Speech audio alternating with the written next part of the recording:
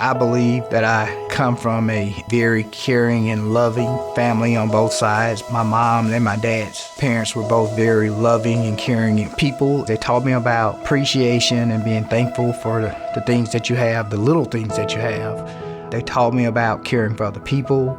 They taught me about just making sure that in everything that you do, you give thanks to God for what.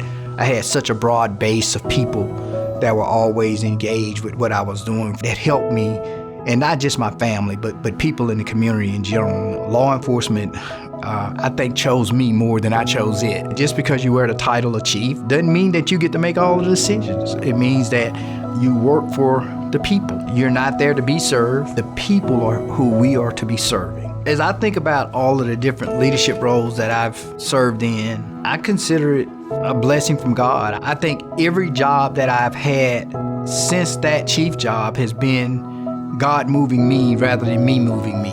My family has had to sacrifice a lot in the roles that I've served in, but I'm proud of them. I'm proud of what they've done. I'm grateful for how they've supported me along the way.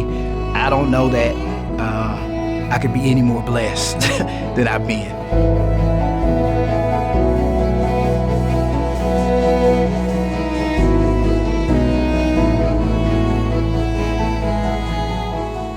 So a little bit about me. I was born and raised here in the city of Mobile, Brooklyn Field Air Force Base. My dad was in the military at the time.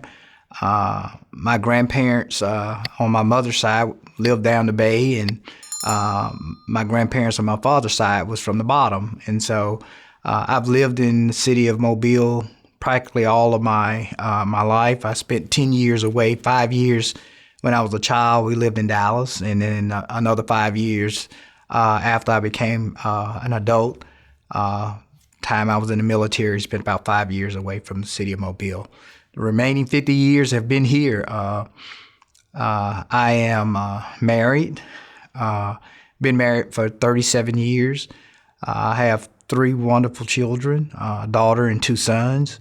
I believe that I come from a very caring and loving family on both sides. My mom and my dad's parents were both very loving and caring people, and they taught me a lot of things. They taught me about appreciation and being thankful for the things that you have, the little things that you have. They taught me about caring for other people, and they taught me about just making sure that in everything that you do, you give thanks to God for what you've gotten over your lifetime. Growing up for me and as a child here in the city of Mobile, again it was very interesting. Again, my mother was the oldest of 9 children, and so I was the first grandchild. and being the first grandchild on both sides of the family, you get very spoiled. Your parents spoil you, but your grandparents really spoil you. The environment in which I grew up in, my mother, like I say, she was the oldest of 9 children. I had uncles and aunts that were the same age I was, and I had uncles and aunts that were older than me. But in particular, one of my uncles, Demetrius, he was like my brother, and so everything he did, I wanted to do. He was about 4 months older than I was, but his brothers, they treated me like I was their brother rather than their nephew. On my dad's side, his brothers, they thought I was the best thing since sliced bread, and so they taught me so many different things as a child. They let me know what love was, but they also taught me about being respectful, about making sure that you honored your namesake, because the name that my birth name, and particularly my last name was something that a lot of people work hard to ensure that it was respected, and so they taught me about being respectful in that perspective. I can't think of very many challenges as a child that I had that I couldn't overcome, simply because I had such a broad base of people that were always engaged with what I was doing, from playing sports to academics in school, to trying to find, working, cutting grass to earn a little bit of pocket money from time to time. There were always people that helped me, and not just my family, but people in the community in general.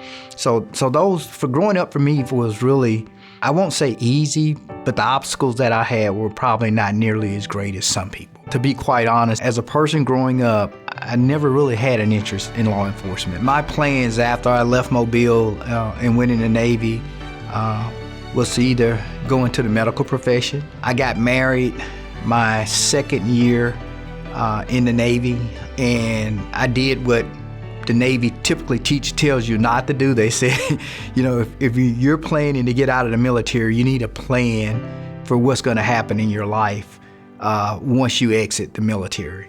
I didn't plan very well. I got out, I was married, I had a daughter, and I needed a means to take care of my family. I was working 2 jobs, I was trying to go to school, and I was barely making ends meet, and I heard about law enforcement. I took the exam. I did well on the law enforcement exam. I think at the time I took the exams, typically you would have anywhere from 300 to 500 people apply for a law enforcement job, and they were very very selective about who they allowed in during that time, because they just had so many people applying for the position. And so I did well. I can remember the guys that I hired on with. There was 4 of us. We were all prior military. We were 1, 2, 3, and 4 on the list, and we all went to the sheriff's office at the same time. But again, my venture into law enforcement was more out of necessity and having a means to take care of my family. And as a result of that, my parents always taught me, from a work ethic standpoint, anything you do, you always do your very best at. And so I always put my best foot forward in law enforcement. And I would have put my very best foot forward had I been a sanitation worker, or had I been working in the school system, or anywhere I would have worked. My understanding from what my parents taught me was do the very best you can at whatever it is that you do, because there's a starting point and there's an end point. And if you start at the bottom in any profession, you have the ability to rise to the top in any profession. So law enforcement, I think, chose me more than I chose it. My first assignment in law enforcement was actually working in court security. So when I hired on with the sheriff's office in 1989, there was a requirement that you either work in court security or in corrections before you hit the street as a deputy sheriff. Your assignment had to either be in the courts or at Metro Jail at the time. It wasn't Metro, it was just Mobile County Sheriff's Department Jail at the time, in the old courthouse. I spent right at about 9 months working in court security, escorting inmates back and forth to court, getting them dressed out for trials, and making sure that they were present when it was time for their particular trial or hearing. Did that about 8 or 9 months, and then, of course, I was transferred to patrol. So the role of faith and family in law enforcement, in my personal opinion, is probably the most important thing that you can have when making a decision to go into law enforcement. One of the things that I used to try to share with new recruits is, and particularly when I was a chief and I would go in and introduce myself to them on their first day of training, is I would remind them that whatever their faith was, that they did not need to check it at the door as they were going through training. Because if they were guided, and particularly if they had a Christian faith and they were guided by their Christian principles, and they had a strong belief in the Bible, that if they followed the basic tenets of what the Bible teaches, there's nothing that we could teach them that would cause them to go off course in their careers. I also reminded them this, is that your family become law enforcement officers just like they do, and that they needed to be able to have an open relationship and to be able to share and talk with their families, because oftentimes, and particularly in today's climate, when someone chooses a career of law enforcement, social media plays such a big role in what we do. And so oftentimes families leap to their loved one's defense when they see something on social media, which typically fuels the fire and makes whatever going on even worse. And at the end of the day, every individual, whether it's a male or female, chooses a career of law enforcement. Their significant other or their mom and their dad or their sister and brother may not be prepared for that role, and particularly for those individuals that are married. I've seen relationships break up as a result of something that happens in law enforcement that places a particular officer in the limelight or garners the attention of the media. And so they have to make sure that their loved ones understand the impact of the job that they're taking, and that today they can be the best thing since sliced bread, and tomorrow they can be a goat for something that they didn't intend to happen, and that there was no malice or ill will in their approach to addressing a particular problem. During my tenure as a member of a SWAT team, Special Weapons and Tactics team at the Mobile County Sheriff's Department, one of the first things that you learn being a member of SWAT is that SWAT is a life-saving organization rather than a life-taking organization. And I think what people don't understand a lot of time is that SWAT teams do a lot more training after they become sworn officers than the average police officer. They do a lot of training together, and usually when they approach a particular situation, one, they're approaching it as a team, so they have resources that typically don't exist when one or two patrolmen show up on a particular incident by themselves. The other thing is that SWAT teams typically have more resources at their disposal than the average officer has when he or she pulls up on the scene. And the mindset of a SWAT officer is that they know that when they are called, that the situation has got so bad that potentially someone could potentially lose their life. So they are trained to understand that this is a dangerous situation where either one of their team members can be injured or killed, or one of their team members may have to take the life of someone else. And so again, the mindset is such that as you train as a team, the understanding is that you don't think about whether or not your partner is coming with you. You don't think about whether your partner is going right and you're going left. If you go left, your partner automatically goes right, and vice versa. And you've worked so much with that training process that there's never a second thought about whether or not the person or the persons that are with you are doing what they're supposed to do and they're covering your six. And ultimately the goal is, if you can diffuse the situation without anybody being harmed, that is a successful scenario. The goal is that everybody goes home at the end of a SWAT call out. And when I say everybody, that means all of your team members as well as the bad guy. That's the goal of every SWAT call out, because if you're able to do that, that meant your training paid off in a way that gives you dividends and earns you respect with the community as well, because you didn't take somebody's life. It can be intimidating, but the goal of it when you're, again, on a call out is to be intimidating, is that it looks so overwhelming that it's like, I don't want to fight with them. I don't mind fighting the police, but I don't want to fight SWAT.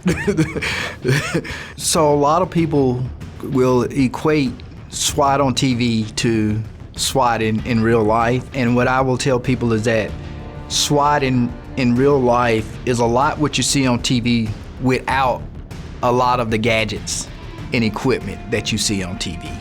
The training that you see that, in particular when you watch the show SWAT, the movie SWAT, that training exists, and particularly all full-time SWAT teams train in that manner. I think that sometimes the misleading part of what you see on TV and in real life, again, is the access to certain type of gadgets that look really cool. And I believe that those gadgets do exist, but most agencies can't afford a lot of the high-tech equipment that you see on TV. I think that as our world continue to evolve and as our community continue to see some of the weapons that are used on the streets, I think people become more at peace when they see SWAT teams pull up and they look somewhat militaristic. I don't think it's something that you should have to see on every call out. I think it's or every call when the police is called to respond. But there are situations that occur in every community across these United States that from time to time require the militaristic use of equipment or equipment that SWAT teams have at their disposal to resolve or neutralize a situation in a way that brings peace to a community. As I try to describe my time as the chief of Pritchard Police Department, I'll start with it was the first chief job that I undertook. I was a lieutenant with the Mobile County Sheriff's Office at the time. I applied for the position, and to kind of show you how God can take you from one place to another place, I was humbled by the fact that I applied. I thought that I had the skill set and the training and the tools to be the chief of a city like Pritchard. When I applied for the position, I thought it's a no-brainer. I already get the job. And after I finally got the job, I found out I wasn't their first choice. I found out I wasn't their second choice. I was actually their third choice. And I was like, my ego was bruised. And I had a conversation with my dad, and I say, my family has always kind of kept me rooted and grounded in who I am. And so my dad say, so son, why did you want to be the chief? So I mean, why should it matter that you were the third person they selected? Why did you want to be the chief? And we had a conversation, and I talked that I felt like that I had something to offer the city, and I felt like that I had something to offer law enforcement into that community. He say, so okay, they gave you the job. Why is your ego bruised? And I was like, I really don't know. So, I mean, it was just one of those humbling experiences where somebody says, son, look, this is what, God had a plan for you. And just because you wasn't the first choice doesn't mean that you're not qualified. It just meant that maybe there was somebody out there that just was a little bit more appealing than you were at the time. But nonetheless, you get an opportunity. You get to come off the bench and go in the game and to perform. So I learned a lot from that. At that point, that was the beginning of really me forming a real relationship with Christ.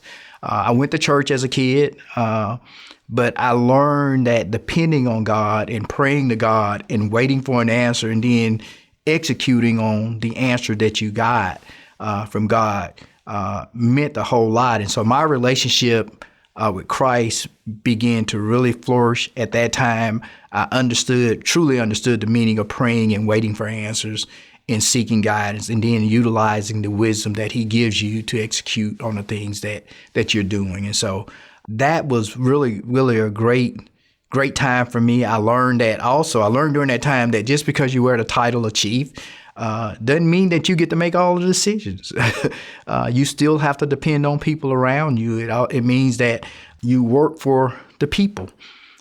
You're not there to be served. You're there to serve. And so one of the things that I learned most about Pritchard, because people ask me all the time, would you rather be in Pritchard or would you rather be in the city of Mobile? And I say, when I was in Pritchard, the people of Pritchard treated me well. There was no place I ever went that I was not treated with dignity and respect. The good people in Pritchard were equally as good as the good people in the city of Mobile. And so the only difference between the city of Mobile is the ability to pay the chief more. Those were the two major differences that existed between the city of Mobile and the city of Pritchard. So I truly enjoyed my time in Pritchard. I enjoyed my time leading the men and women of the Pritchard Police Department, and the healthy respect that I have for the citizens that lived in the city of Pritchard and supported my efforts as a chief during that time. I have nothing but high esteem and high regards for those people. So as I think about my time as the chief of the City of Mobile Police Department. One, I was very surprised. It happened in a very short period of time. I remember joining the City of Mobile Police Department as the assistant chief in June of 2015. And I remember going through the process and wondering, it's like, wow, I'm getting the opportunity to go to be the assistant chief in the largest city south of Montgomery. And thinking about the fact that after my experience and my time at the city of Pritchard as the chief, that I had never applied for another chief job. It was something that I did it. I felt like that the time during the job was it was rewarding, and I enjoyed doing what I did.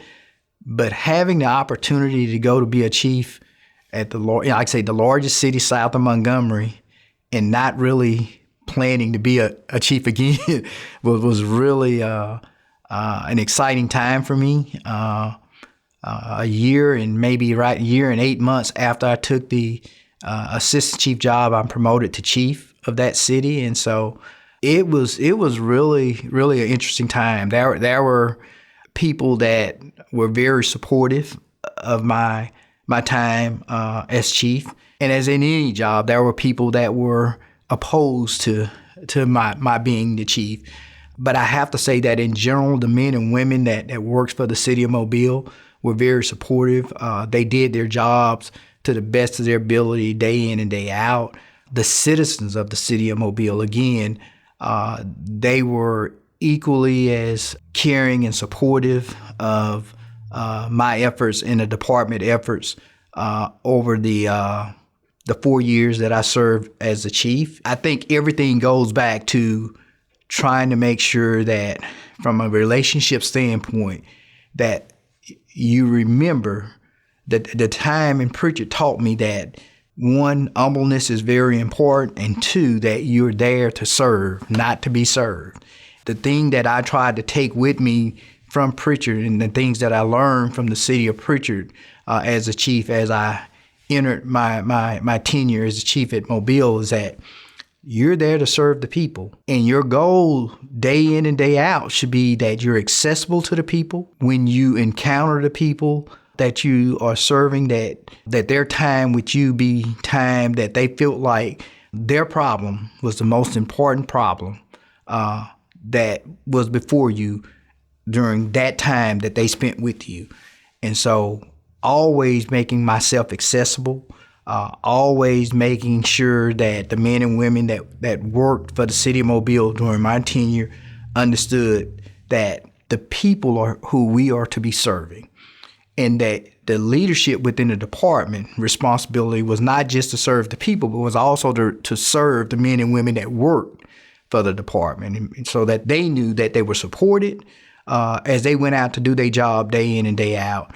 They also knew that that was an expectation from leadership that they act as servants to the community as well. If I came to work with a frown on my face, those that were in my circle had a frown on their face. If I had a smile on my face, I was like, why is he smiling, And so it would elicit a smile from them. It would elicit a positive conversation from them. And so, again, as we set those examples and those expectations, again, we were able to portray that, take that back out into the community, because if we can be welcoming towards one another, that means we can be welcoming to the community that we serve. And all people want, I think Maya Angelou has a quote that says, people will forget what you said, they'll forget what you did, but people will never forget how you made them feel.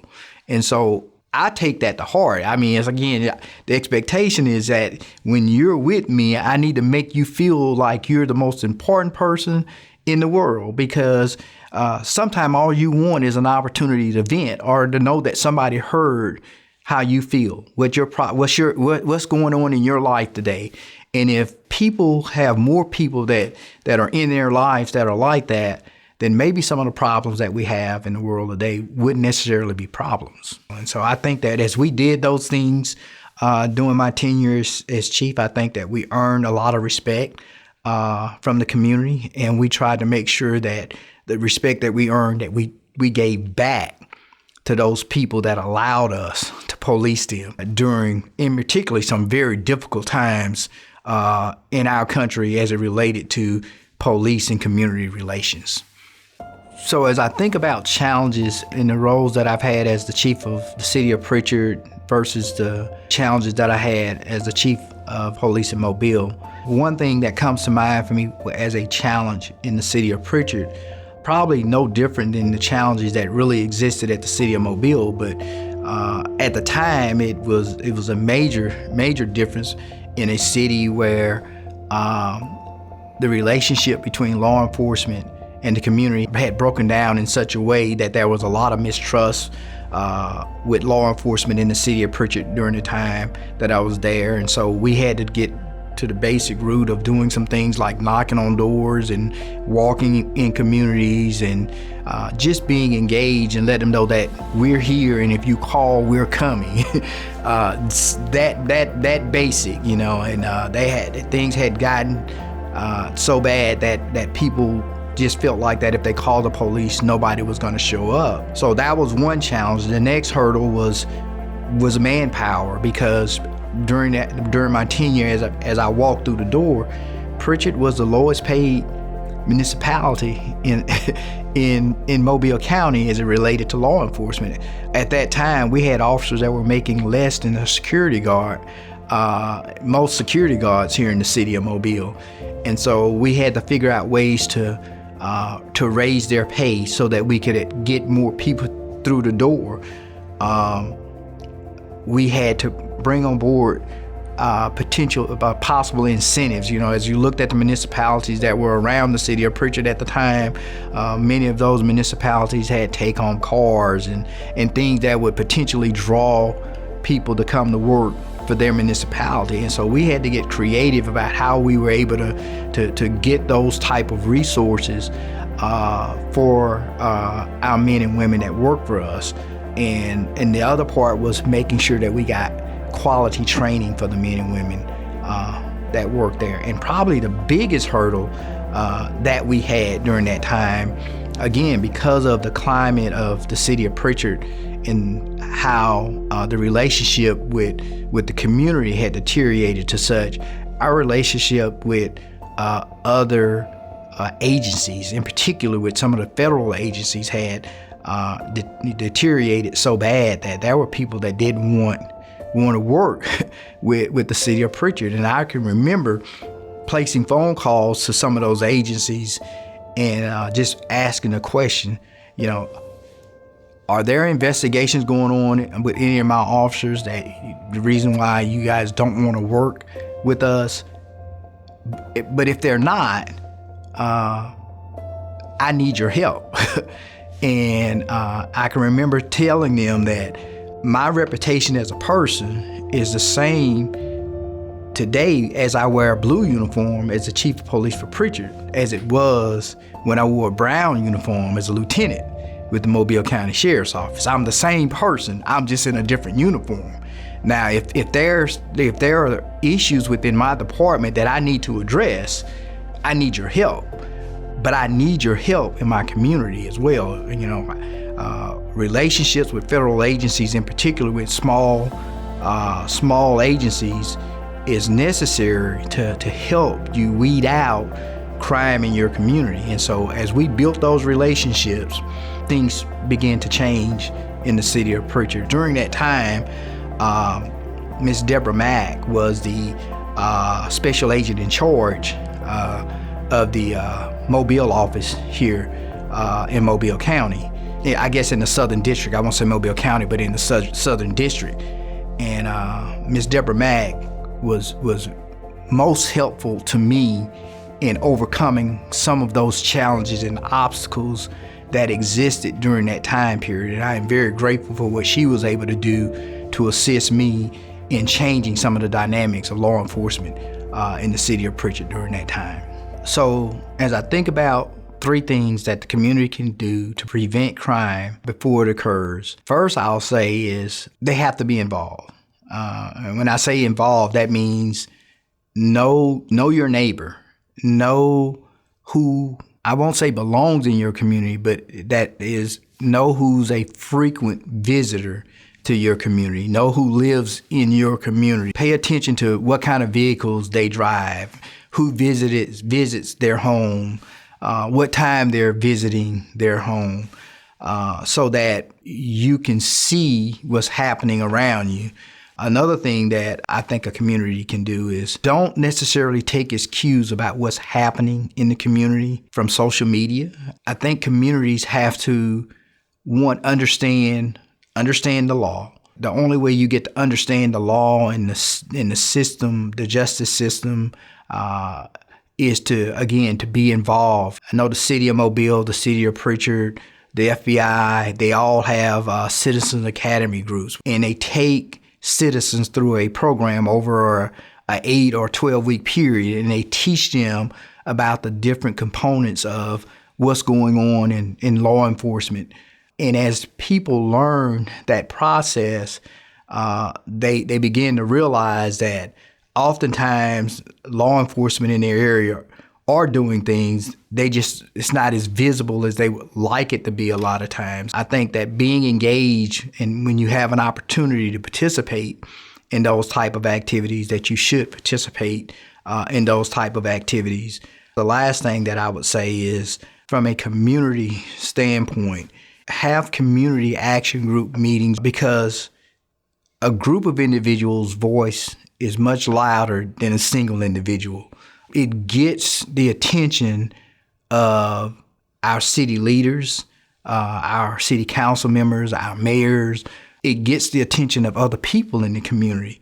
But it also places those individuals that plan to come to your neighborhood to do harm to your neighborhood, places them on notice that there is a nucleus of people that want to protect their community, and they're not going to just let you come in and do anything in their neighborhood because they don't want to become prisoners in their own home. So they're going to speak out. The bad guys will know that you intend to speak out and that you're not afraid to say that you saw something that occurred in your neighborhood. And again, that power is derived by you being a group. The bad guys realize it's not one individual that they need to intimidate. If they're trying to be intimidating, they have to intimidate the group, not the individual.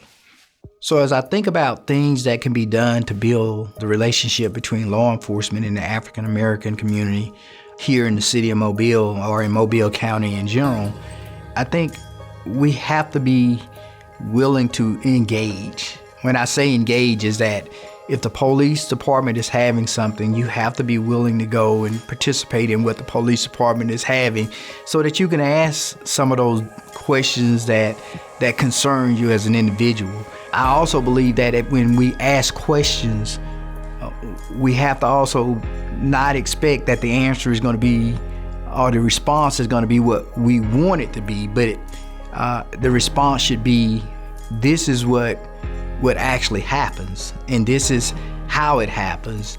And it may not be to your liking, but now you have a truthful, factual basis to understand why certain things happen or take longer to happen than other things to happen. Participating in events that bring the community and law enforcement together is something that we all have to do. Law enforcement has to do a better job of participating in events that don't necessarily require a law enforcement officer to be there, but that we should show up to some of these events when the community are putting them on, not because we work in the community, but because we live in the community.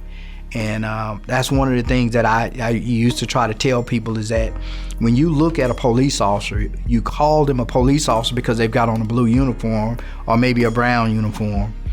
But how many of those police officers coach Little League football? How many of those police officers are in your Bible class? How many of those police officers attend the same church that you attend? How many of those police officers has tutored, somebody? And so police officer is what they do. It's not necessarily who they are. And so the police men and women that live in this community are equally invested to this community as any citizen that lives in this community. I said, I grew up here in the city of Mobile. I went to the ditch down the bay. I didn't walk the streets as much here in Tomoville, but down the bay was, like I said, I had an uncle that was 4 months older than, so where he was, I was for the most part. But the majority of the people that are wearing a uniform here in Mobile County, they grew up in this community, and they have a vested interest to see it continue to grow and thrive. I know in my time as a chief in Pritchard, my time as a chief juvenile probation officer with the court, in my time as a chief at Mobile, I've never hired an officer that said, I want to go out there and kill people. I never hired an officer that said, I just want to go out there and put as many people in jail as I possibly can. Every officer that I ever hired said they wanted to make the community they live in better. Now, how do they make it better? It's different for every officer. You know, for some officers, it's about being involved, like I said, coaching the league, football and baseball, and being engaged from that perspective. For some officers, it's teaching in a classroom. They go on to get their education so they can be in an academic environment where they can teach some constitutional law and things of that nature there. But we all, for the most part, have a desire to improve our communities because our community gave so much to us, and we want to make sure that we give something back. So as I think about the need for people to vote in particular, as I think about the need for African Americans to get out and vote and the impact that their vote could have on our community, I remember most recently I was at an event and a young man, there was a voter registration drive going on at that event, and there was a young man and he looked to be about in his 30s, and he says, why do I need to go vote? Nothing's gonna happen. My vote doesn't matter. Well, when people take that mindset, I think first of all, they've not thought about the history of the sacrifice that was made so that they would have an opportunity to vote. That's the first thing that comes to mind to me, is that there's a very strong lack of knowledge about the sacrifices that was made for vote. But the other part of it is that we have to leave a legacy for our children. If we continue to take the mindset, and when I say we, the African American community continue to take the mindset that their vote doesn't have any power, it doesn't mean anything. As we watch things unfold in the U.S. today, our children could potentially be fighting battles or fighting a war that they shouldn't have to fight. There's some regression in some of the things that, again, our earlier ancestors, my dad and his his parents fought for. There's some regressions, or there's an attempt to have some regression in those areas of voter rights and things of that nature there. So we've got to be collectively strong in going to the polls and showing a positive representation, because our history again will bear out that when we've been aggressive, when we've been actively engaged in the voting process, we've been able to make changes to the Constitution, in electing people that we want elected to political positions. And so we just have to continue to fight that battle and never give up because we may have lost a battle or two along the way. Because again, we're talking about the war. The war is what happens in your lifetime, and at the end of your life, what role did you play in changing things or improving things in the world that you live in? I think, in particularly in the African American community, we become more active or more engaged when we look at national elections. But I think we have to be equally concerned about what happens in local elections.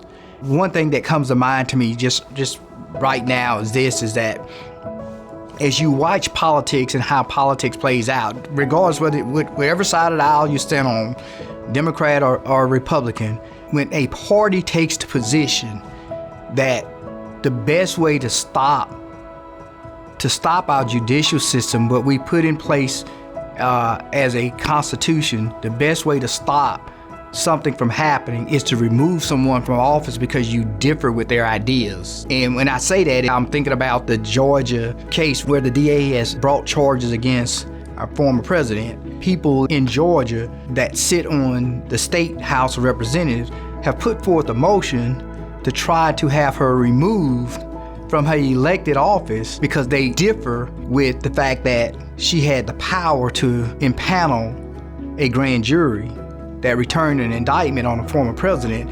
And rather than allow the system that at least we've operated under during my entire 60 years here on earth to play out, the goal would be is to remove her from office and we stop that prosecutorial process from taking place. That is a local election process. That is a state process. And I think as a people, we have to remember, we have to empower those local officials to be able to have voice at the state and the national level. And that our local elections are just as important as our national elections. So we can't have a strong turnout in a presidential election and then have zero turnout, or at least maybe half of the turnout that we had in a national election show up in a local election. Because I think the result of it is this: in the last local mayoral election here in the city of Mobile, I think we had about 30% turnout. 30% turnout. When you think about the total number of eligible individuals to vote in this city, I think that was a 30% overall turnout. And so the turnout in the African American community was even more dismal than that. And so we've got to get out there and vote. We've got to do our part. We've got to make our voices heard. And regardless of who it is that you're voting for, I would tell people that it doesn't matter who you vote for, you just need to vote. Because if you're voting for somebody, that means that you're engaged in the process. You're paying attention to what's going on. So who you vote for is not really as important right now to me as I'm advocating voting as it is to the fact that you get out there and vote, because that means you're paying attention. So when I think about the MPD participating in the Get Up Challenge, I have to be honest, it wasn't my brainstorm. As a matter of fact, I got that much rhythm. It took literally about 2.5, 3 hours for them to get the video of me in that video done. But it was one of those things that we had men and women, and many of them were younger than I was, that worked for the Mobile Police Department. It was something that they saw and they wanted to be engaged. They thought it would be a good piece for MPD to show that we're engaged. Again, considering the climate of law enforcement, trying to build relationships, strong, healthy relationship, show the human side of what law enforcement is really all about, and show that we are humans and that we have feelings. And so those young officers came to me and said, hey, let's do this. Now, initially there was some apprehension, but then I realized is that, if we're not willing to change, if we don't show some flexibility, we're so rigid in everything that we do, eventually we break under the pressure that we deal with. And so it was really, I really enjoyed participating in the Get Up Challenge. I think we did one or two others prior to that one. I think we did when the Running Man Challenge, we did the Running Man Challenge. I was the assistant chief then. We participated in the Running Man Challenge. And then that was one with the Mardi Gras that we actually did, talking about the theme of Mardi Gras in the city of Mobile. But during my tenure with the city of Mobile, we always tried to do things that I believe that showed the human side of us, to let our hair down just a little bit so that people could see that we are human. And I think that the men and women that participated in that, it meant a whole lot for them, for their family's perspective, that because their children and their other families got to see them doing things that made people see their job in a different light, didn't just see them as enforcers of the law. And I'm a strong believer that law enforcement is not just about enforcing the law. Law enforcement is really about creating contacts in the community that when people are in crisis, that we're able to help point them in the right direction, to help overcome whatever that crisis is, and helping to prepare a plan so that we limit the number of crises that occur in their lives from that point forward. Because sometimes people just don't know where to go. And sometimes, and in most cases, the first people they call is the police. And if we're ill-equipped to direct people to where they need to go to deal with a crisis, they're going to find themselves in another crisis at a later date in time. And we're going to have to respond again and again. And at some point, the crisis is going to be so critical or so dire that potentially we have to take some type of measure that exacerbates what that critical incident may be for that family. As I think about all of the different leadership roles that I've served in over the course of my lifetime to this point, I consider it a blessing from God. Every move that I've made, with the exception of that first one when I left the county to go to Pritchard, I left because I wanted to be a chief. I applied for that chief job. I think every job that I've had since that chief job has been God moving me rather than me moving me. As I shared with you, as I shared with people in the past, is that when I left Pritchard, I left that job because I just felt it was time for me to move forward. Again, I didn't have a real plan. I had told someone that I was planning to leave. And I got a call from somebody saying, hey, look, if you're planning to leave, I got a position over here I'd like you to consider.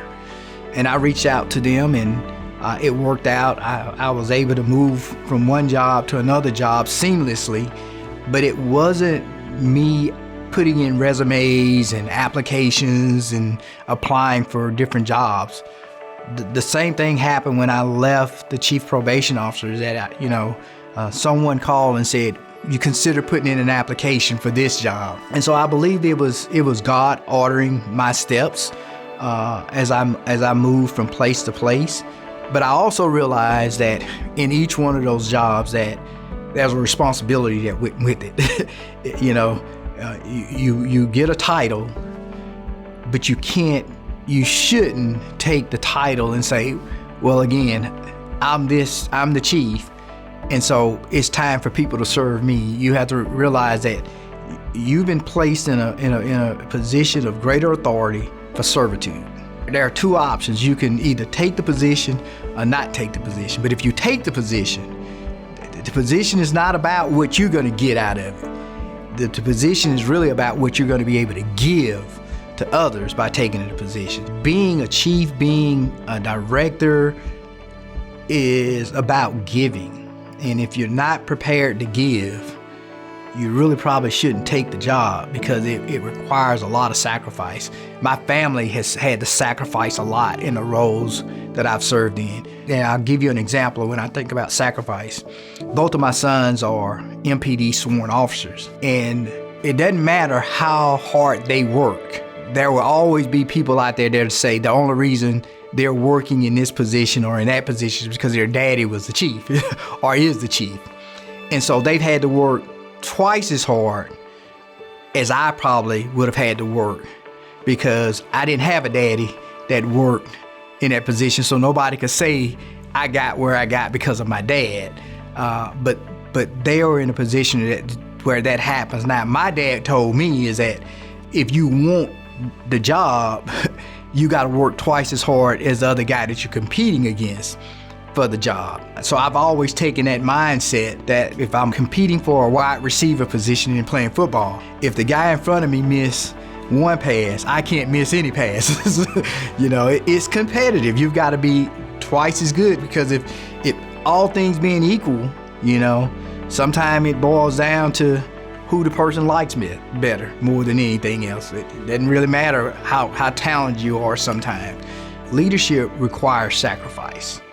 Leadership requires you to understand that the needs of others has to come before your needs in many cases.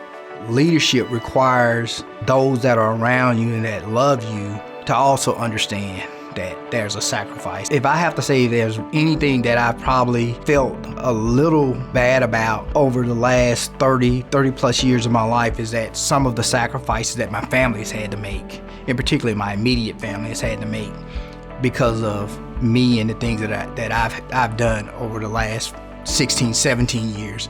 But I'm proud of them. I'm proud of what they've done. I'm grateful for how they've supported me along the way. I don't know that I could be any more blessed than I've been. The greatest attribute, in my opinion, of a good leader is someone that truly listens to what's going on with the people that they're surrounded by and the people that they are leading or influencing, being able to listen and truly hear what they're saying, and then provide some level of reflection on what you're hearing from those that are around you or that you have influence over. I think too many times we equate hearing with listening, and they're not exactly the same thing, because I could hear something, but I may not have fully understood the content or receive the proper message. Listening requires me to actively kind of be engaged with what I'm hearing, and then in the process of listening, look for opportunities to show that individual that I'm hearing what they're saying, and understanding that as I'm listening, that I might be hearing one thing, but their body language might be telling me something totally different. So active listening requires you to not just listen, but to watch, to see things that are happening. And I think really good leaders learn how to do those type of things and to make the people that they are leading and have influence, because we're all leaders. I mean, some lead better than others, but we're all leaders because we all have influence over somebody. If our leading is so that it just benefits us, then we're leaders, but we're not good leaders. I always go back, my dad and my pastor, my dad say that God blesses you with many things, but every blessing that God gives you ain't necessarily for you. It just comes through you.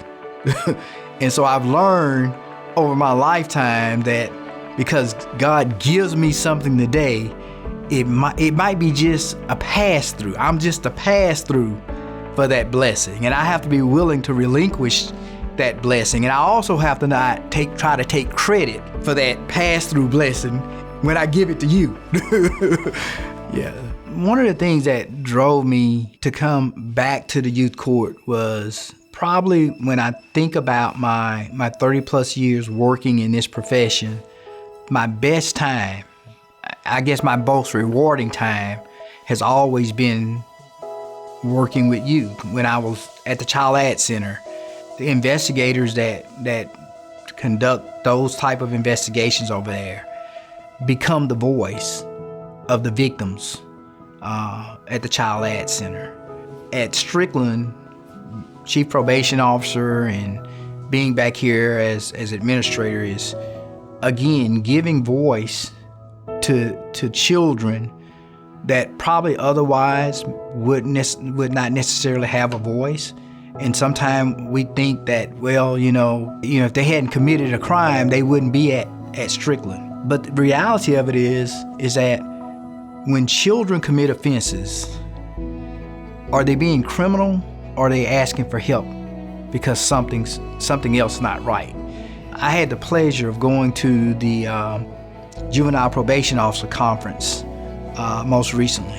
One of the speakers was a psychologist, and he gave a presentation on all of the different things like anger and anxiety and all of those things, and how are juvenile probation officers supposed to deal with those issues and things of that nature there. And then he gave an answer to what it was, but then he gave an example of a situation where a young man had acted out in school because he went to school and he lost his manners. And then of course the kids laughed at him. So he had anger episode. Well, most people would have thought it was an anger episode and that he was being criminal. And then he eventually, to make a long story short, he eventually ended up talking to the kid. What he found was this, where most young men, that if they had lost their manners and kids were teasing them about it, probably would have claimed it, thought it was pretty funny. But this kid didn't think it was funny simply because the reason he lost his manners is because he was being sexually assaulted by his stepfather, and he could not control the muscles that would prevent him from doing that. So was that anger? So did he commit a crime, or was there a different problem?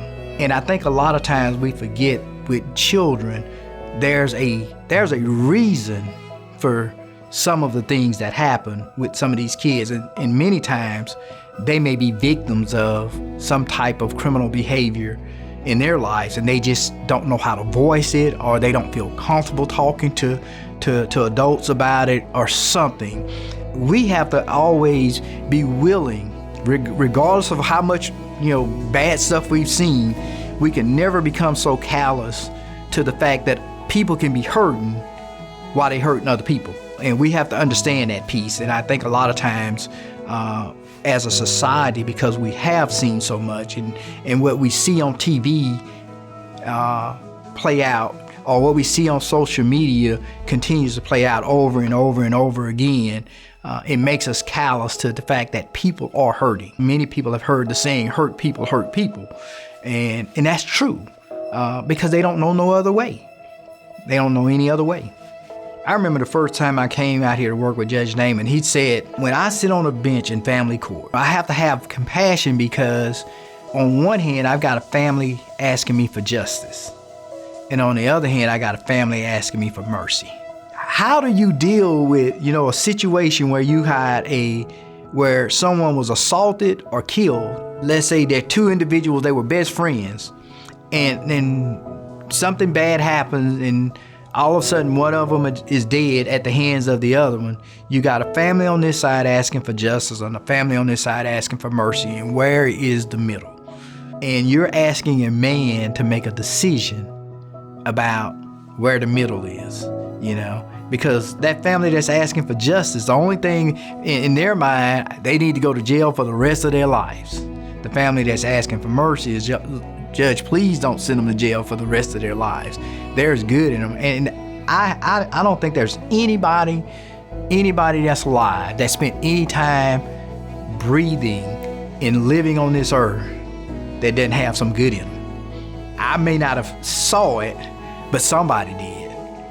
I may not have benefited from it, but somebody did.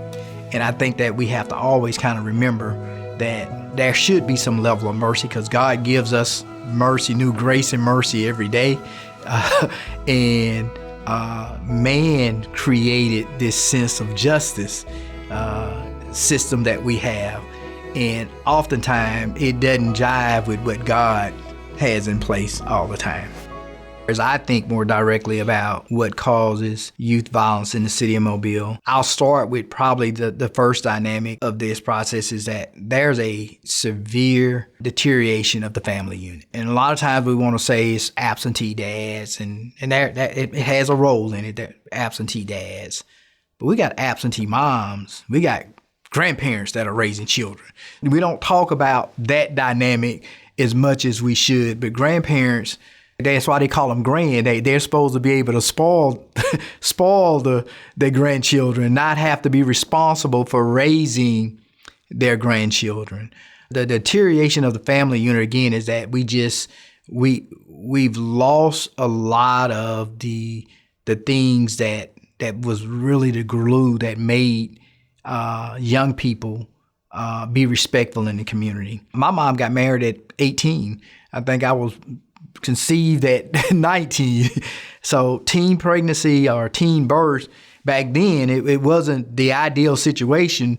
But the difference back then and now is that young ladies got pregnant, they got married, and that was a family unit that was there. Today, young lady gets pregnant and she's raising a child by herself, and then she gets pregnant again. And a lot of times it's not by the same person, and you've got multiple men trying to parent one household. And so the dynamics are different. My dad told me, he said, when I got married, he said, two things that you and your wife probably going to have issues with is finances and how to raise your children. So, and he couldn't have been more right, because the household she came from a household of 9. She was a middle child of 9.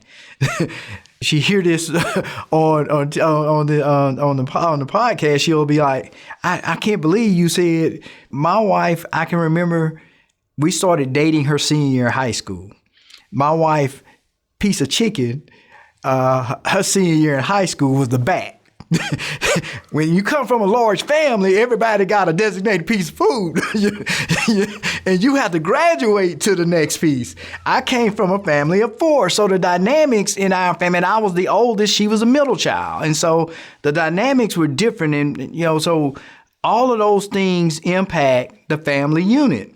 But the reality of it is that we need parents to be parents. There's a scripture that says children are a gift from God, and every woman can't bear children.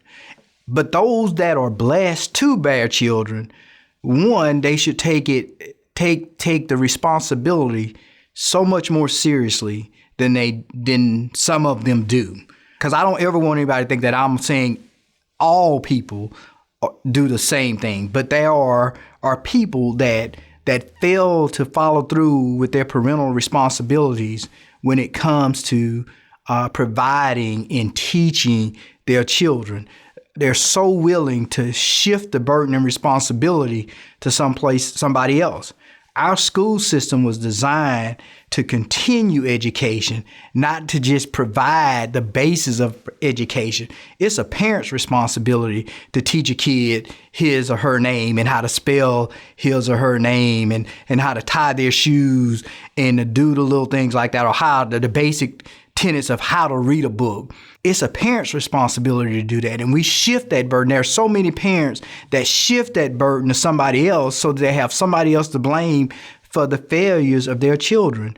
And when a child can't read, and when a child can't compete academically in a classroom, he or she basically doesn't have but one choice left after they reach a certain age. They have to fight, claw, and steal for everything that they get, because they have gotten so far behind that they can't keep up. And the only way that they're going to be able to have anything worth having in this world, a lot of time, they have to take it from somebody else. Hence, a lot of the violence that we end up dealing with, because they haven't learned to cope in a way that other kids have. But again, it goes back to the family dynamics. And it creates a lot of hostility that exists. I think it helps create a lot of the hostility that exists between law enforcement and the community as a whole as well. Because you're asking police to do what parents should have done. You're asking the police to come and tell your child they have to go to bed. You're asking the police to come and make your child go to school. That is a parental function. That is not a law enforcement function. But when you engage law enforcement to do those type of basic functions, at some point, because of some of the mental illness that exists in our community, there are negative encounters with law enforcement in the community as a result of that. We need parents to be parents. We need parents to stop being friends with their children. We need parents to stop being in the TikTok videos with their kids with guns and things of that nature there. We need parents to maybe take some basic parenting class to understand what's the role of the parent, and then we need parents to execute on their roles as parents. I think the community can do some things to help stem the tide of weapons entering our community. That one thing that I would have to say from a law enforcement perspective and background is that historically, the number of vehicles that are broken into in the city of Mobile, 50% or a little bit greater are because the vehicles are left unlocked. or the keys are left in them. So the vehicles that are stolen and the ones that are broken into are usually left unlocked, over 50% of them. If you are a gun owner and you've purchased that weapon legally, I think there are some inherent responsibilities that goes along with gun ownership. I am not a proponent for punishing people that are victims of crime, but I believe that there's responsibility that should be attached to gun ownership. And I think that people that own weapons, if they're going to transport them in their vehicles, they should, at a minimum, when they exit those vehicles, ensure that they are locked in not invisible places, so that when young people are pulling on door handles, looking for a quick dollar or whatever it is that they can get, don't have access to something as deadly as a weapon. And so I think if our community did that, we would do a tremendous service to law enforcement in the city of Mobile and Mobile County as a whole. Because I don't think those numbers that I just told you about, that 50% numbers, is just, specific to the city of Mobile. I think it's probably even more broader across the state. But the reality is we can make some real changes there. The other part of it is gun ownership. For those that would be talking about gun rights, responsible gun ownership should be the greatest topic. Be a responsible gun owner. Don't be a person that leaves your weapon so that it can cause harm to our community, because it doesn't just impact the person that's been shot and the person that shot somebody. It impacts our entire community. It has the entire community grieves every time somebody's shot or potentially killed. And it may not be directly in your house, but somebody in the community that you're attached to is impacted by the violence that we see from time to time. My professional experience of over 30 years watching young people and their literacy levels and trying to correlate it back to criminality has shown me that those kids that lack the basic tenets of education, and particularly when it comes to reading, typically find themselves tied to the justice system. Many times their entry to the justice system is not criminal. It's usually because of truancy, because they are skipping school, which gets them in the justice system, which eventually leads to some level of criminality. As a professional and as someone that's working with the youth court, what I would recommend to parents that are having issues with their children as it relates to their academics and probable behavioral issues is that parents, again, have to be vested in the outcomes for their children. And being vested in outcomes for your children don't mean, say, go in that room and read, but maybe going in that room and reading with them. Being vested doesn't mean go do your homework. It means going in there and seeing what the homework is and maybe helping them with the homework. Being vested doesn't mean allowing your kids just to go to school, but maybe have them participate in some type of extracurricular activity that enhances their desire to go to school. And I say that because this is that when I was growing up, I played football and I ran track. And I went to school more because I wanted to play football and ran track, not because I wanted to go to school. And so I had a reason to go to school. And it wasn't always just because I enjoyed English lessons or math. It was because that was something else for me to do when I went to school. And I think parents from a very young age have to be invested from that to get kids interested. From birth, they have to start reading to their kids. And then as they mature, to begin to teach them those basic things associated with reading and reading literacy, so that when they get to school, they can compete. Children will compete at anything. And if you can make them competitive early on, it'll follow them for their entire life. And so parents have to be willing to make that investment early on. And again, it's not do it, but model it. And if we did those things, if parents do more of those things, I think you'll see a dramatic change in how many kids are engaged or are dropping out of school or are engaged in the justice system, because parents have given their children the basic tools for success. They've given them the ability by the time they reach the third grade to be competitive with the rest of the world. They've given them some life skills to be competitive with the world.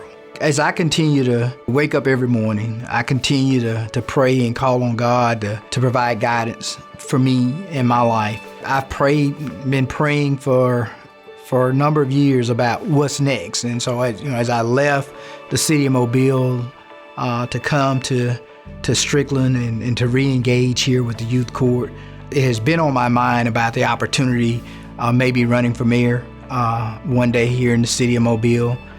I am still praying. I am still waiting on that direction or that guidance from God. As I shared with you earlier, when I left Mobile County Sheriff's Office, that was a me thing. Everything after that has been a God thing for me. And so as I continue to seek guidance and direction from God, if that is the direction that He's leading me, then from a perspective of hope in my life and the people that I've had an opportunity to touch and influence in my life, I look at that as an opportunity for hope for this community as well. So I am grateful for all the things that have happened to me in my life over the last, 30 plus years. I have been blessed beyond what I should get, and I didn't deserve any of it. It was because of God's grace and God's mercy. My hope has always been that as I wake up every morning, there's an opportunity to do something else to improve this community, whether it's as the administrator here at Strickland Youth Center, or maybe one day in the role of mayor for the city of Mobile, that I'll have an opportunity to give back to this community, or give back to this community the blessing that God has sent through me.